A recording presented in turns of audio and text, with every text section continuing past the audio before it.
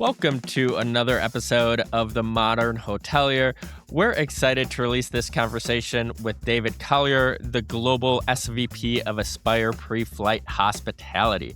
David, what were some of your favorite takeaways from this conversation? Yeah, I think with how much, we all travel, it was amazing to see the kind of the insights from a hotel perspective into lounges and what people are demanding and how they want the lounge experience to be, better and how they're using technology. So it was very, very insightful for me.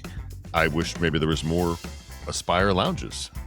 I'm with you. I loved how he's talking about how almost incorporating those hotel experience into the lounge, having fresh food, almost having like a business class for lounges and things like that, and really having kind of the business travelers, families on different sides of the lounges and creating kind of a unique experience and a relaxing experience for travel. So we enjoyed this episode. Let us know what you think in the comments. Enjoy. Welcome to the Modern Hotelier, the most engaged podcast in hospitality. Don't forget to follow, like, and subscribe, and let us know in the comments what you think about today's episode.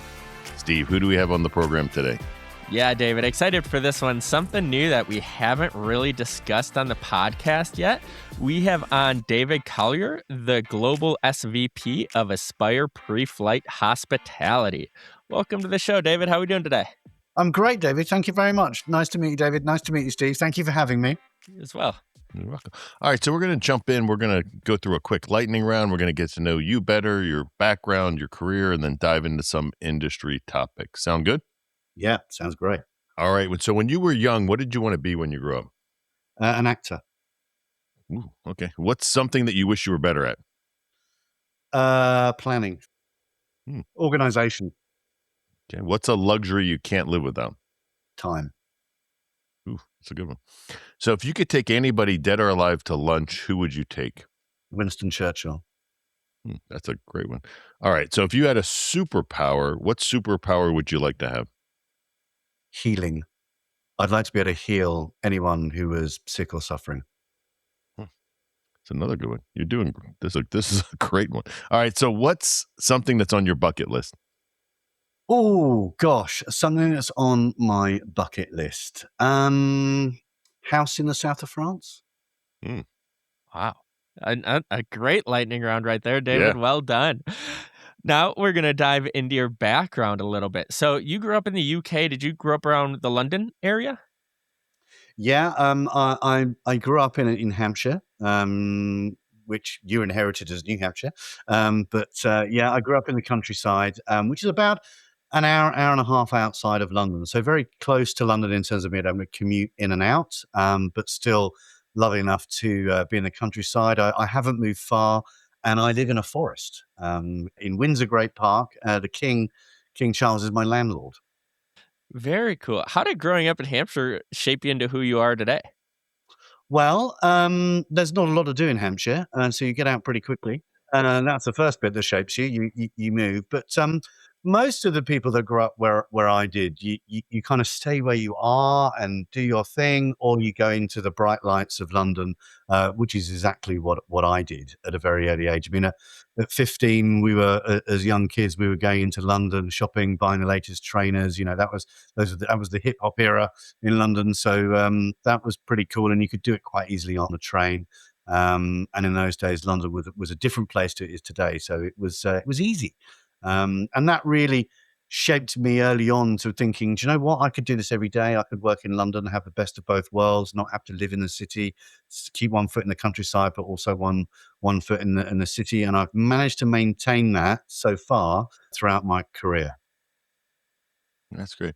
So you got your degree in art and design for communications at University of Arts, London. And then you got your MBA at the University of Chester and the Holt Astridge Executive Education.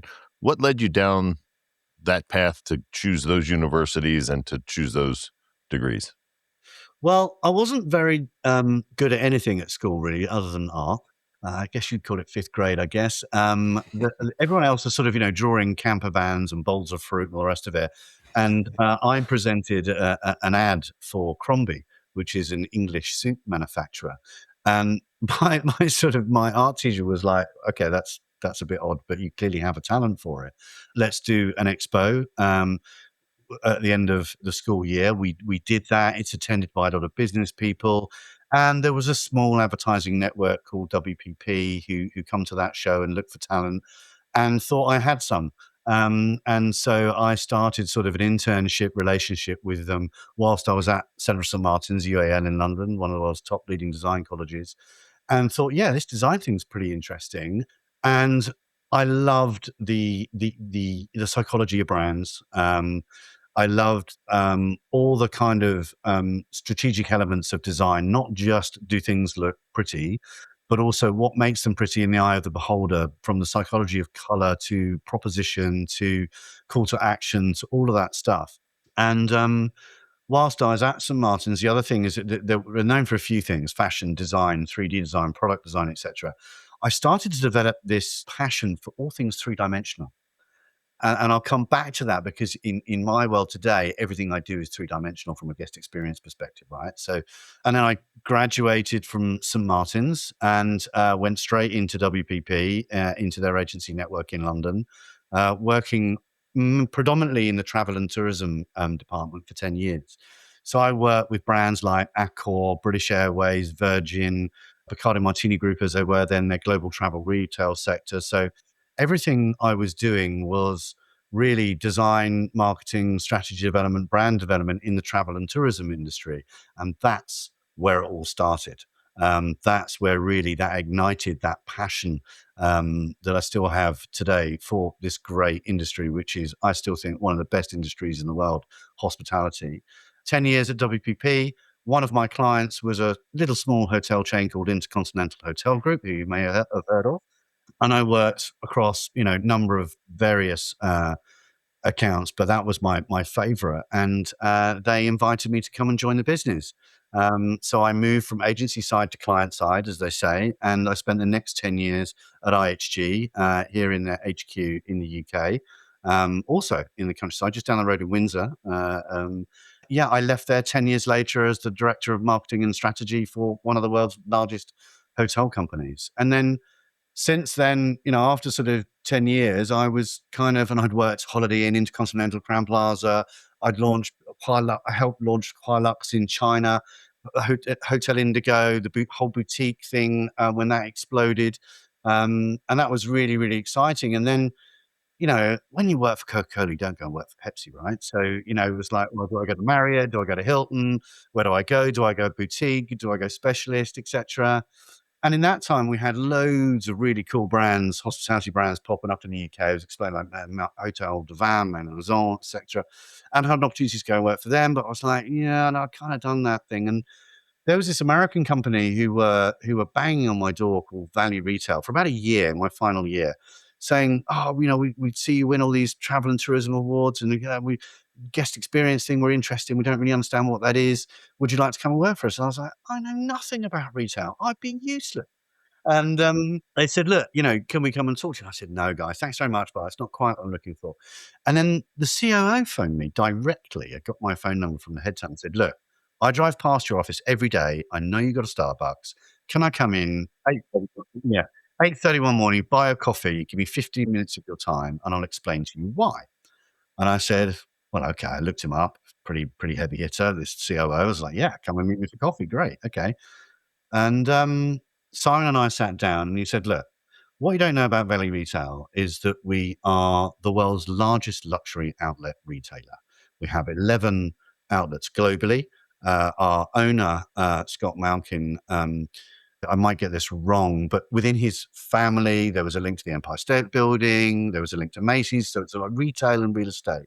And he brought this concept to the UK, but developed this proposition, which was out of city luxury outlet shopping. But actually, their footfall, 80% of their footfall, and a huge amount of their revenue was international tourism, mainly UAE and Asia, China. And he then said to me, this is like minute 4. By minute 5, he was like, so, yeah, our revenue per square foot is bigger than Harrods, Selfridges, Macy's, Saks. I was like, wow. Okay. He said, but these guys are tourists. They're day shoppers. They're coming into the UK to visit Buckingham Palace. They're coming into Milan, Rome, etc. They have 11 of these, probably more now, one in New York now as well. But we know nothing about guest experience. Could you come and help us? And I was like, yeah, okay, but I still know nothing about retail. They're like, look, we'll teach you everything you need to know about retail. You teach us everything you know about guest experience. And the next 3 years of my life was taken helping them develop their guest experience strategy from building what is essentially a lounge the apartment strategy that they have now for personal shopping, for relaxation, for their high net worth guests, etc. Think of it like a suite in a hotel, but in a shopping mall. And also then around all of the amenities from food and beverage to prayer rooms to all of the things that these kind of cultures need. And the dwell time rocketed, the spend rocketed, double digit growth. I learned a bit about retail. I got to work with some of the world's largest luxury brands, LVMH, Richemont, Kering Group, etc. So like Gucci, Tod's, Prada's, etc. And again, all about how do you make these people feel welcome? How do you give them great service, akin to a hotel, restaurant, bar, etc. And that really opened my eyes up to the world that doesn't really understand our industry in terms of guest experience. And ever since then, I've been working with companies in healthcare, an upmarket WeWork called Fora, which I helped develop, which was all about hospitality, really cool offices with destination dining on board so that your staff felt rewarded. They can have almost a Michelin star dinner every lunchtime. Really, really cool stuff. And then I got the call from Swissport, and who are the world's largest aviation support provider. They are in, pretty much every airport in the world, certainly in every country in the world, somewhere or somewhere. But their core business is sort of ground handling cargo. If you're the guys that wear the high vis jackets and get you, in the air and get you off on your way on business or on holiday. And they said, look, we've got this lounge thing, right? And we've got it's a serious part of our business, but we don't have any expertise. Do you think you could help? And I was like, ooh, airport lounges, no thanks. No, not unless it's Cathay or, American Airlines or someone. I'm not interested. Anyway, and then I started thinking about it, and I just took it upon myself to just have a look at the sector and the market, and I was amazed. And I phoned my friend Rob, CEO of Institute of Hospitality here in the UK, and I said, airport lounges, like, yeah, not really in hospitality, but should be. Not really sort of on the fringe of the sector, but not quite there yet. So it's like, okay. And then I looked a bit deeper, and I started looking at what airport lounges are and what they serve. And I found there was two very different segments. There is the business and first class lounges that we all know and love. And there's this other sector called common use lounges, which is a mix of airline customers, card customers, bank customers, walk-ins, website bookings, etc. And I was like, this feels like a hotel revenue strategy. This feels familiar to me. Okay. And then I started looking at the market and said, okay, well, where's the segmentation? So where does it start? Where's the 3-star? Where's the Holiday Inn? Where's the 5-star? Where's the Six Senses? Oh, there aren't any. I was like, okay, so there's no segmentation in this market. But then how do you put a first class guest and a stag do in the same lounge? That can't work from a guest experience perspective. Then I started to get really interested.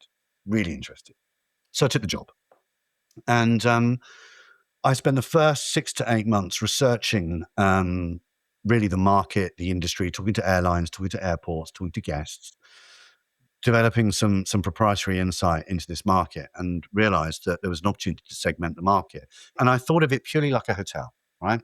So if you think about a hotel, you've got a classic room, you've got a deluxe room, and a suite. Yeah, depending on your need stay, your stay occasion, etc., you've got something that either fits your budget or your occasion, but not in lounges. So I thought, well, okay, let's build a prototype. Let's build the world's first 3-tier lounge, right?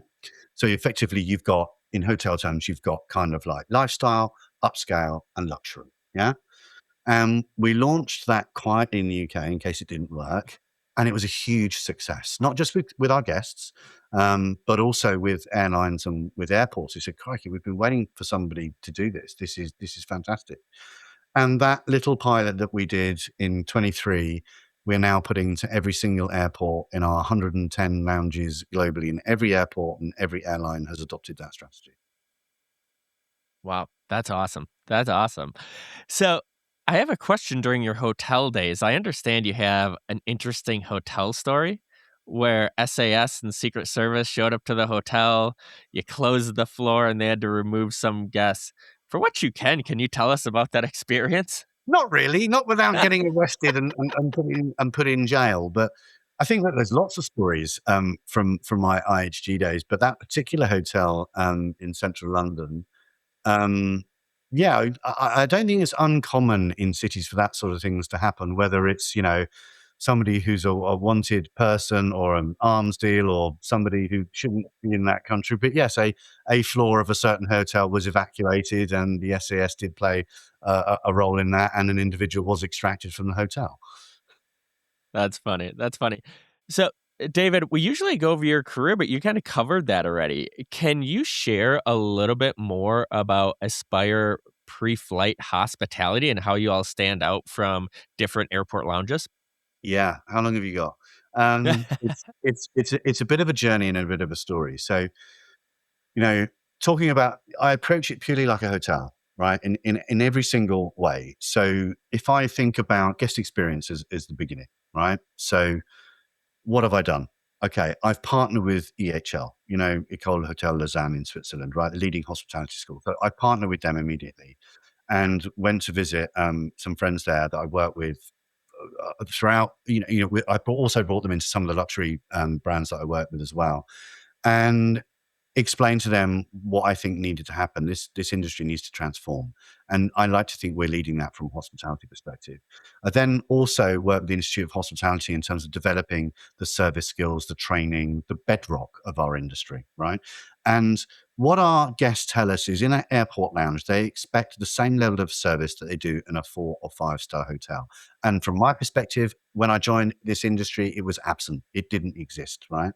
So we develop brand standards in the same way that you have in a hotel. We developed 156 brand standards, i.e., that our people, our service, our food and beverage, everything must live up to that brand standard. In the same way that if you're a hotel franchisee and you don't meet those brand standards, the flag is taken off the door, right? So I think that's probably where we began. I think the other thing that's really interesting is things that our airline partners don't like about common use lounges is they worry about overcrowding, occupancy, and cleanliness, right? So I was like, okay, guys, where's the tech, right? Where's the revenue management engine? Where's the occupancy engine? Where's the stuff? Doesn't exist in airport lounges, absent completely, right? Booking engine, nightmare. It's a very different, it's same to car hire, airline, and hotels in terms of an inventory based model, but it's very difficult because we need to book by the hour, not by the night. There's no checkout. It's the same model, but it's actually very, very different. And it's actually very, very complex. So we developed something called Smart Lounge, which enables us now to manage occupancy and to also manage cleanliness. So it's a clever little piece of kit, uses a lot of AI. And what it does is using camera technology, it can see the tables, right? And it can see when there's stuff on the table, very simply, but there's no people, i.e. that table needs cleaning. So clean it. Equally, it enables us to analyze people in and out and establish how busy we are from an occupancy level so we can manage that process to the absolute, same as you can in a hotel. It also helps us with our yield strategy in terms of time of day, peaks, etc. When we're busy, when we're quiet. So in terms of our online sales, we close, open, allocate, etc. Depending on that mix. And I think the biggest change is that I have created a world-class team of hospitality experts. I haven't brought in people from aviation.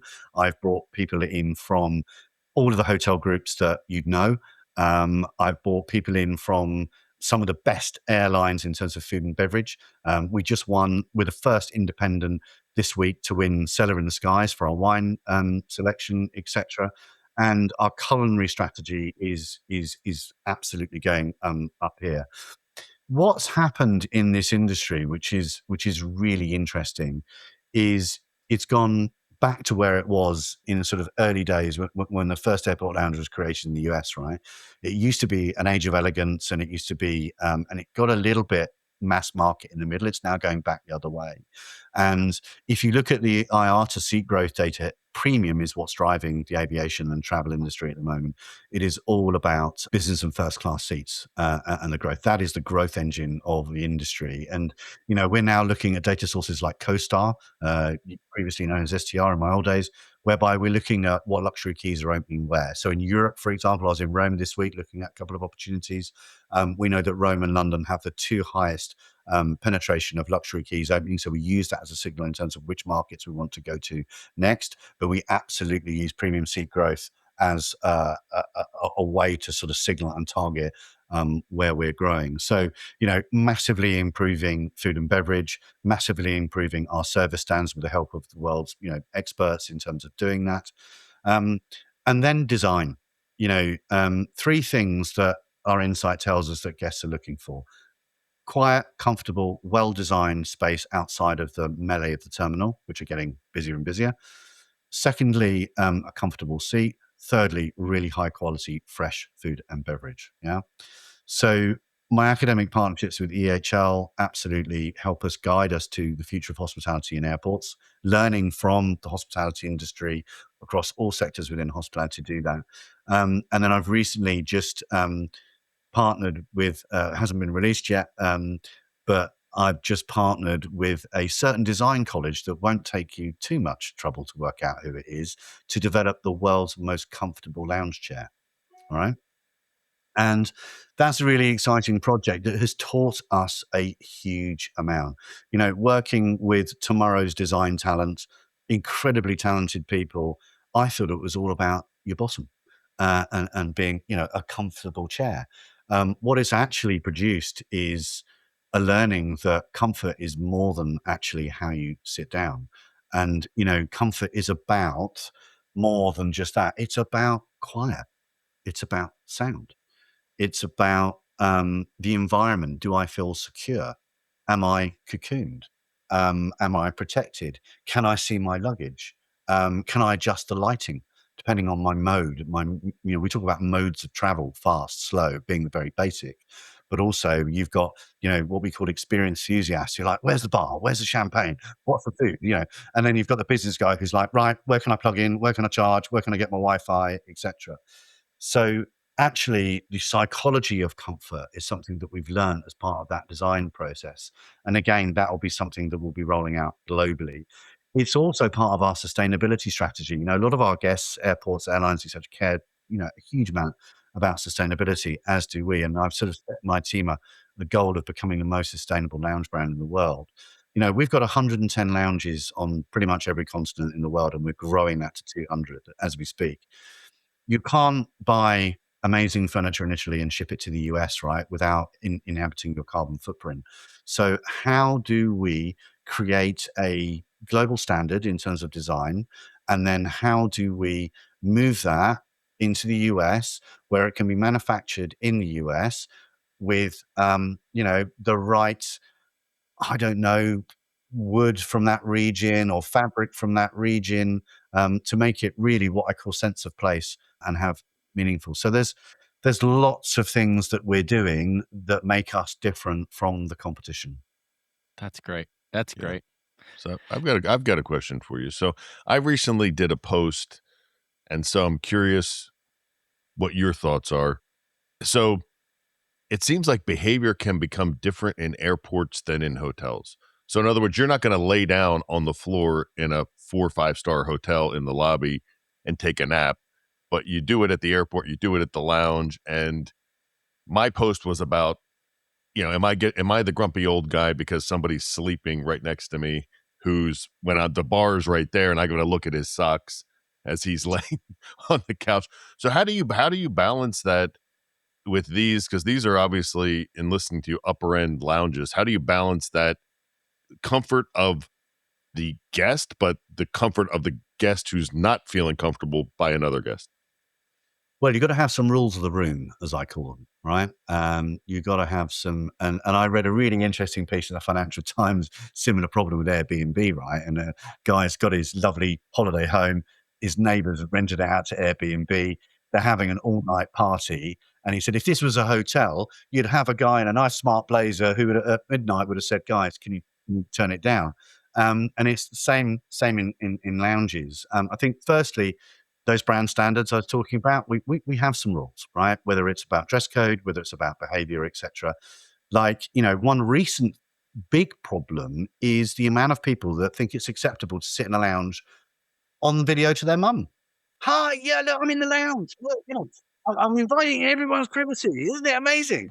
And like, guys, oh, okay. So we've trained our staff to have a polite word. We've installed telephone booths in all of our lounges, or rolling that out as we go, to say, guys, if you want to have a conversation, please do it in private. Yeah. The comfort, the sleeping thing is an issue. I am tackling in a slightly different way by building some hotels in airports inside the terminal. And I think that is a next evolution of this market is not sleep pods. I'm talking, think of Tokyo. Think of what happened in Tokyo with the kind of, not sleep pods, but kind of like mini rooms, if you like, that have got all the amenities, everything you need, but nothing you don't.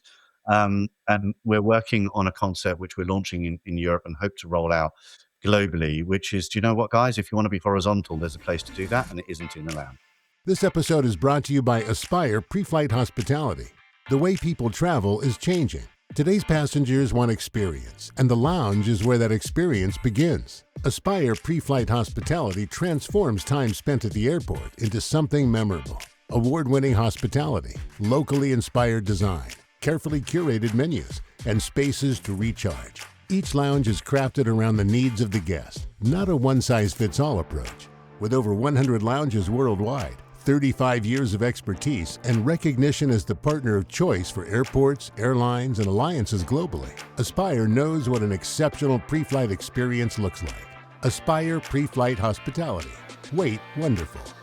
That's great. So now we're going to dive into the industry thoughts and thought leadership section of the podcast. And you kind of touched on this, but I'd like to dive a little bit deeper. What have you learned from guests, maybe even from your hotel days, as well as travel trends that are happening? And how are those learnings being applied to how lounges are designed? Okay, well, firstly, post-COVID, we saw a huge increase in volume, what I call revenge travel. What we're seeing now is that's kind of morphed into people traveling better.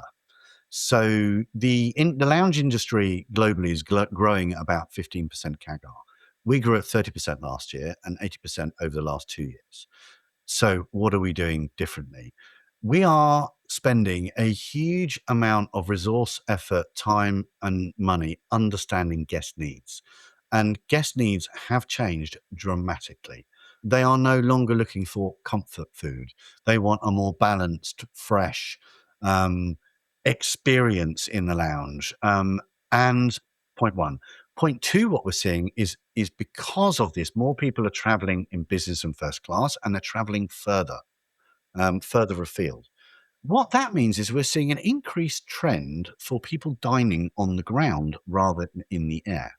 So our suite product, which is our first class luxury product, which is pure a la carte, as you'd expect, 5-star hotel restaurant, for example, we are seeing more and more people, hence the wine listing, saying, do you know what? Yeah, I am flying first class for 12 hours, but I'm going to eat on the ground where I have a proper, restaurant style table, white tablecloth, beautiful cutlery, lovely experience. You get a nice glass of wine. And then I'm going to get on the airplane. The minute I do, I'm in the toilet in my cashmere tracksuit and I'm horizontal for 12 hours. What we're not seeing is the kind of flash Harrys. We're seeing a lot of people traveling better and traveling well. What that means is we've had to adapt our food and beverage strategy to that and work with airlines to ensure that we are meeting, they're really transportation systems airlines. They're looking to ensure that you have a meaningful experience on board and you've got everything you do. Our role is to make sure that there is a transition or a connected lounge experience between the ground and the air. And that is not just from Aspire's perspective, but that's shaping the industry as a whole. Guest expectations on the ground have increased significantly. Yeah. Yes, I think I'm going to change up my question here, and this will be my last one for you. So you talked about the technology of identifying that there's nobody at a table and the table's dirty, there's plates, cups, dishes. What other technology are you using that's actually helping in the overall, operational aspect of the lounge? There's a ton of it. Digital stock management is one thing. Getting it's not like a restaurant or a hotel where a truck can just turn up and, oh, I've run out of eggs. Can you come and deliver some more? It's a very difficult and sophisticated supply chain. The security element, every crate of food and beverage that comes through the airport has to be scanned in the same way that your suitcase does. There's a cost involved in that as well. And airports have a very limited cold storage and storage room available to us. So we have to get our stock ordering bang on track. So that's one piece of technology. I mentioned booking and booking engine. When was the last time you walked up to a car hire, airport, or hotel without a booking? You'd be amazed at the lack of forward online bookings in the lounge sector. It's I can't believe it. It blows my mind that people still rock up and get disappointed when we're full because they haven't booked. And you can do it with pretty much every single channel, whether it's someone like Priority Pass or on our online on our website or whatever website you want to use. Um, even Booking.com are into lounges now. It's shifting, and that keeps me awake at night because you can imagine from an occupancy perspective, we want to manage our yield as best we can, same as a hotel does. So, yield management system is high on my agenda. The other thing that doesn't exist is dynamic pricing in this sector, like you expect. Yeah, none at all. So, we're working on that as well. The other one is table booking. I stay in a lot of hotels. I travel extensively all over the world, and I'll not only know which hotel I want to stay in, but which room. Yeah. Um, and a lot of our guests are like that, and they get upset when they can't have the chair to the second to the left that overlooks the runway that that's where I want to sit. Okay, guys, why don't we launch a booking engine that enables you to book your seat? Same as an airline, right? Why can't I book 1A? So that's another piece of technology that we're thinking about. And some guests actually don't want that. Some guests are going to go, do you know what? I want to look at it, see how busy it is, decide what mode I'm in and where I want to sit. I don't really want to be. So what we do currently is we host. We say hi. And we can, and empathy is a big part of our service standards in terms of what we teach our people. I can tell if you're a family with 2 kids and you're carrying 15 bags and you're stressed and the rest of it, I can tell how I need to look after you. If you're a businessman and you kind of just want to get to that charger, equally, I know. And I think that's part of the guest experience is giving people the freedom to sit and choose how they want to interact with the lounge. And those two are a juxtaposition. There's friction there. So how could we potentially use technology to say, do you want to book? Fine. If you don't, Right. That makes sense. That's great. That's great. So, David, what is next for Aspire? well, that's a very good question. When I mentioned product development is a massive part of where we spend our time and invest. We've done the whole 3-tier thing. That's worked really well. What comes next? So 2 things that we're looking at is, you familiar with the phrase FBO, fixed base operation, private jet terminal? One thing we're looking at, and we're seeing demand, and we have one in Geneva, we have one coming in Tel Aviv, and one in another part of the world, which I can't talk about yet. But basically, private airport terminals without the jet. So you arrive, separate entrance. So if I take our operation in Geneva, for example, separate entrance, separate customs, you're on the plane first or last, depending on your preference, etc. Very, very private, very, very exclusive. You think you've made it in life. You go to get on the airplane, you get in the Mercedes Vito outside, and you head towards that private jet. And then just at the last minute, you swerve off onto a commercial aircraft. That is something that we're seeing a huge demand for. Point one. Point two, I think, is airport hotels like you've never seen before. I think, having worked in a brand where airport hotels are a big part of our business, they're high turnover, they're expensive, there's added stress. Am I going to wake up? Am I going to miss my flight? Well, what about a hotel in the terminal that's hosted in the same way, that feels like a boutique hotel, that's staffed, that's got showers, that's got amenities, etc. That, you know what, you're never going to miss your flight. Think about, what do we used to call it? Best sleep guarantee. How about won't miss your flight guarantee? And you don't have to leave the airport. And that goes back to that comfort piece that we're learning. And how do we use that insight to enhance and deliver a better guest experience in the airport. I think those are the next innovations that this sector will see, and I think we're leading. Very cool. Excited to see that. So, David, this is the part of the show where we turn the tables and let you ask David and I a question. Okay, what's the best and worst lounge you've ever been in? I knew you were gonna. I had for some reason knew that you were gonna ask that. I was already kind of thinking about this one, to be honest with you, David. Do you have any? You've been traveling more recently. Yeah, so I probably would say, I don't want to call. My best experience was probably in Heathrow at kind of the very highest level British Airways lounge. I don't know what it's called or what have you, and it was Jeff Goldblum or whatever, the guy from Jurassic Park. He was there. It was a kind of a cool. It was good. Service was great. It was very clean. There was ample seating. Um, I would have to say that I'll just say in Dominican Republic, I did like a Premier Pass lounge at one of the airports, and the furniture was from 1975 at best. And it was bad. I mean, there was no food. It was really, really bad. So this has been very interesting listening to you, because I always embraced the lounge as my kind of like calm before the storm. So it's Yeah. either before you take off or it's the calm after the storm, where you're kind of like you're getting ready for your journey.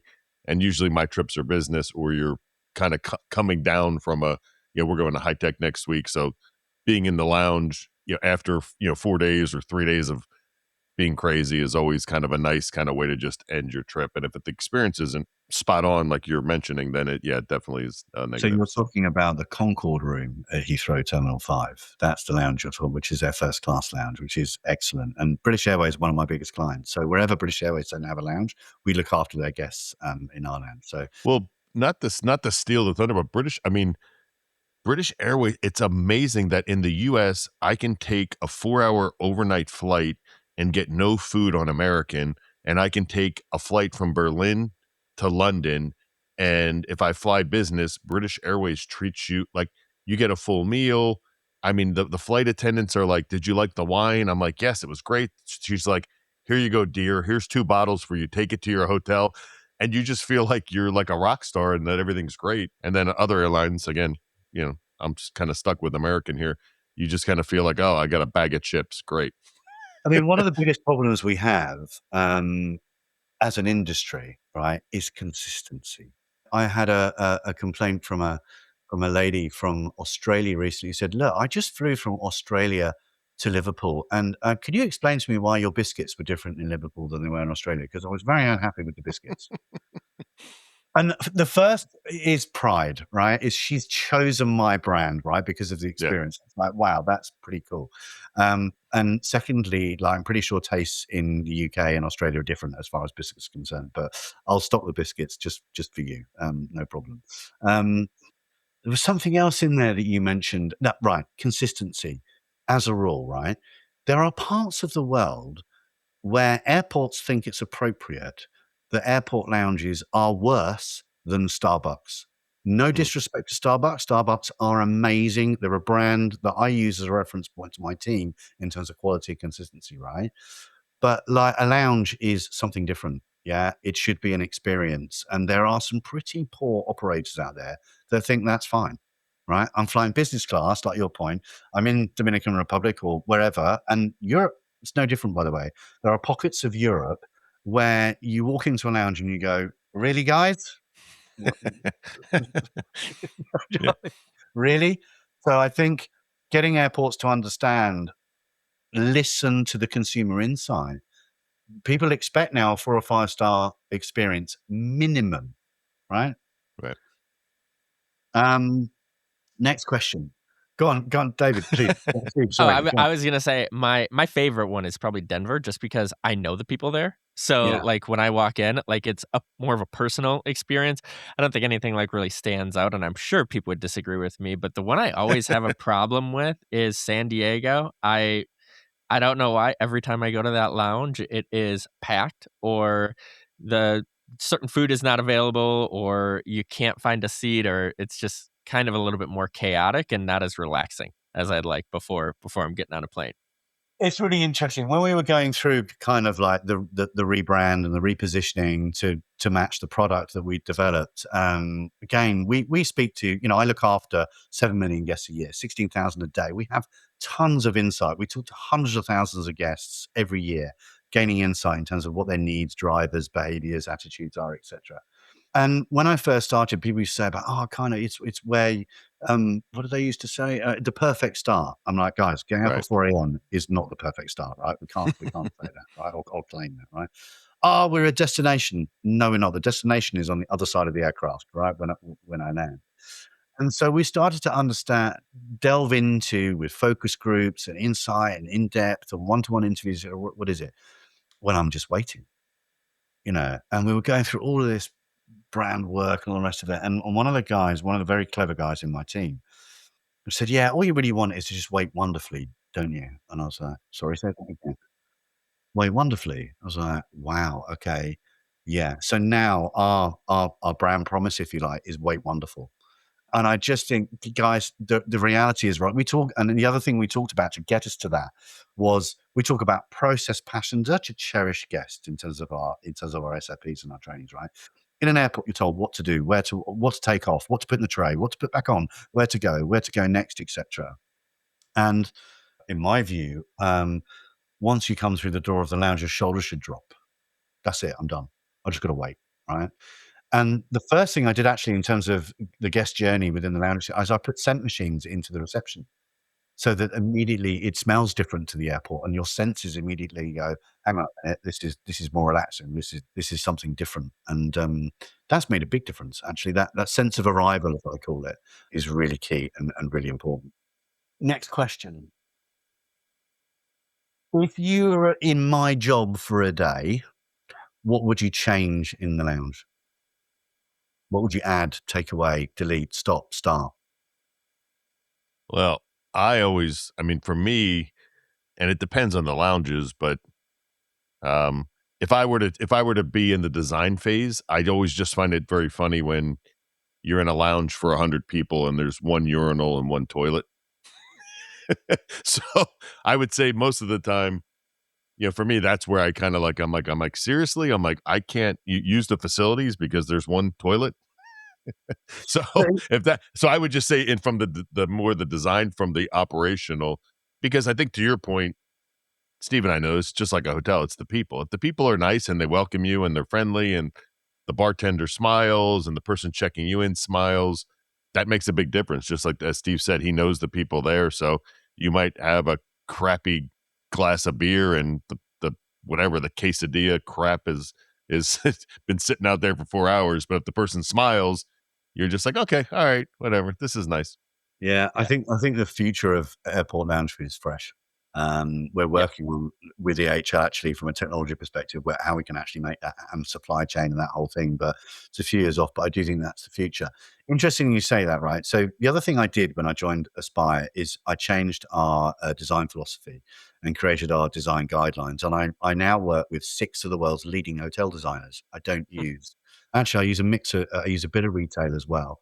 And actually, what I do sometimes is I have a hotel design agency that do Four Seasons, Rosewood, et cetera, to design a concept. And then I'll have a retail designer who understands footfall, usage, stuff that chips, etc. because of the high footfall and quality. I'll mix the two together and the outcome is incredible. So here's a recent bit of insight about toilets in lounges, right? So from a business perspective, they take up space that I could be charging for in terms of revenue. But the guest expectation is if I'm paying for that or that experience, I expect a toilet in the lounge that isn't in the terminal with everybody else, because that's kind of what I'm paying for. So it's like, right, brand standard, guys, we have toilets, right? If we're allowed, sometimes the airports don't allow it, plumbing, water, etc. But if they do, then it's really important. Then we started to ask guests about it, and they said, well, I'll give you verbatim. It's my retreat. It's where for 15 hours, I'm surrounded by people. It's the one place where I can go and lock the door and I'm on my own, right? And I just get 5 minutes, right? That's all I need. So I then said to the design team, okay, this is really important. So then we started to not put toilets in, but superloos, as I call them, right? So it's a slightly bigger space with a shower, bathroom, toilet, bidet, water changing facilities, depending if you need those from a religious perspective, etc. And we made them feel like hotel bathrooms, right? And we called them the retreat, which was great until my team said, David, nobody can find the bathroom, right? They think the retreat was a spa. So that kind of backfired in terms of my guest experience strategy. So now That's that funny. I think they're restrooms now, but you wouldn't believe how important that point is, David. Yeah, Sure. it's interesting. I think my point, and maybe it's just because I travel for business and leisure and I go to lounges for both, but it feels like when I'm traveling for business, I'm always next to a big family, or I'm maybe on a call and like a family's right next to me and their kids are being loud, which now I have a child, so I'll be that loud one. When I'm traveling maybe for family, there's a loud business person on a phone call who I've been next to a guy who's upset yelling on that phone. That's a business call. So maybe like having a business lounge and like a family lounge as well, where it's just a little different demographic or the same demographic as you're traveling. I think I'm going to add you two to our focus groups. One, you'd meet a lot of friends that have the same views. Right. I think your input would be valuable. We do that. We do zone the design of our lounges, so we make it Makes sense. immediately obvious. That's business. That's leisure. Right. That's families. That's what we call frictionless flyers, solo business travelers. And when we design a lounge, one of the things we do, but similar to when you're building a hotel and you're looking at a demographic, and go, well, how many suites do I need? How many deluxe rooms? How many family rooms? And you look at the data of that market and where you're entering. We do the same, but we call it ones and twos. So we look at how many so we've got the airport data. The airports are very good. They share all their data. We go, right, how many single travelers have you got? How many people have hand luggage rather than check in? How Right. many ones, twos, and fours? Nobody travels as a three. Well, they do, but not very many. And so we configure the lounge so that actually intuitively you go, that's for me, that isn't. So our newer lounges, they adopt that design strategy to make it feel a bit more comfortable. Very And cool. Sure. nobody should be on the phone in the lounge, in my view. My team rib me for it, Mm. but I find it really intrusive, right? I But agree. it's the world we live in. It doesn't matter if you're in a restaurant, if you're, on the train. People just do it now. Buy some headphones, guys. I mean, my team will tell you I travel with a spare set of headphones. So whenever I'm in a lounge and I see that happening, I just go over and offer them, say, geez. And, That's funny. and normally the sort of person goes, "Oh my god, I'm really sorry, I didn't realize." Yeah, of course. Hang on, let me get them on. Yeah.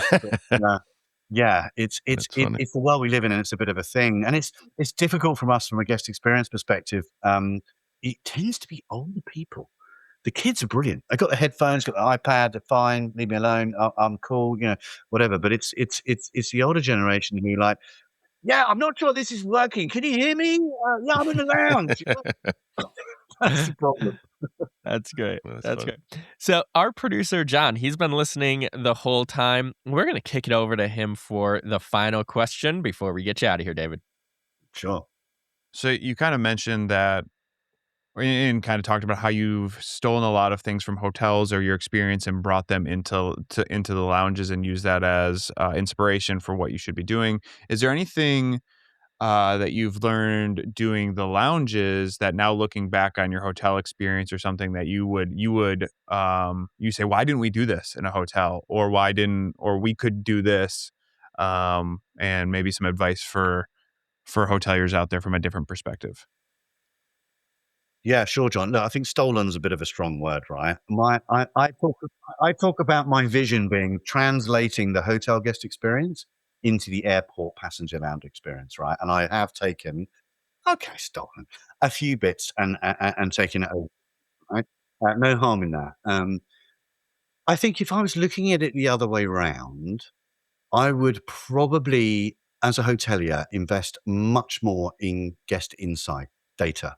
I think, we have a constant ongoing stream of feedback. And I think that we do lots of clever things and we do lots of things first and we're very good, but we just listen to our guests and what they want, which is why I ask you guys, you know, It's not rocket science to understand what the guest wants and what the guest needs. And I think a lot of hotels are guilty of sort of enforcing their vision on their guests rather than talking to their guests and building what I call data up. We design data up rather than brand down. That's great. Well, that does it for another episode of the Modern Hotelier. David, this is where you get to plug away, let people know how they can get in touch with you, how they can learn more about Aspire. So the floor is yours. Sure. AspireLounges.com. You can book direct. Little bit of insight for you. If you book a lounge direct, you generally get a better deal and you get free delay cover. What does that mean? It means if your flight's delayed, you get to stay as long as you need to. Most lounges only allow you 3 hours. If you book online with us, stay as long as you need to until your flight departs. You can change, book, cancel, rebook, etc., which you can't do through other channels. So just like any hotel, book direct, get a better deal. That's great. Well, that does it for another episode of the Modern Hotelier, the most engaged podcast in hospitality. Whether you're watching or listening, we appreciate you and hope to be with you again soon. Thanks for joining us, David. My pleasure. Thank you, David. Thank you, Steve. Thank you, John. Travel well. Thank you. You made it to the end of the Modern Hotelier. Thanks for watching or listening. The Modern Hotelier is produced by Modern Hotelier Media. Make sure to like and subscribe if you're listening on YouTube, or subscribe wherever you get your podcast. If you know a good guest, sponsor, or have media needs, feel free to reach out to us at hello@themodernhotelier.com. Thanks and have a great day.